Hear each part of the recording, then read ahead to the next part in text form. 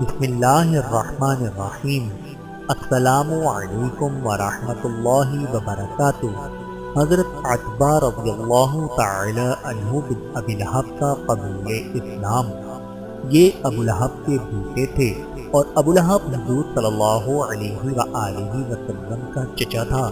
اس رشتے سے عتبہ آپ کے چچازاد بھائی تھے۔ عتبہ پیغمبر اسلام کے اس سب سے بڑے دشمن کے فرزند تھے جس نے بھتیجے کی تحقیر، مسلمانوں کی ایذا رسانی اور اسلام کی بے عقلی میں کوئی دقیقہ اٹھا نہ رکھا تھا۔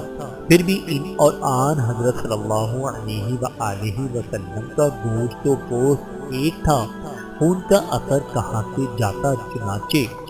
چنانچہ جب مکہ فتح ہوا اور دشمنان اسلام کا شرارہ بکھر چکا تو حضور کو چچیرے بھائی کا خیال آیا۔ حضرت عباس سے پوچھا، تمہارے دونوں بھتیجوں عتبہ اور معتب کو نہیں دیکھا، معلوم نہیں کہاں ہیں؟ عباس نے کہا، مشرکین قریش کے ساتھ وہ بھی مکہ چھوڑ کر کہیں نکل گئے ہیں۔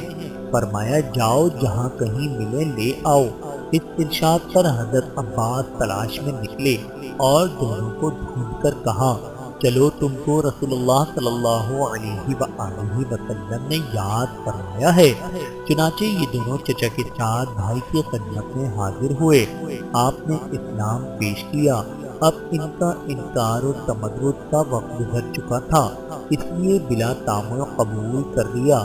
قبول اسلام کے بعد حضور صلی اللہ علیہ وآلہ وسلم دونوں کا ہاتھ پکڑے ہوئے باب کعبہ اور حجر اسود کے درمیان میں لا کر کچھ دعا کی۔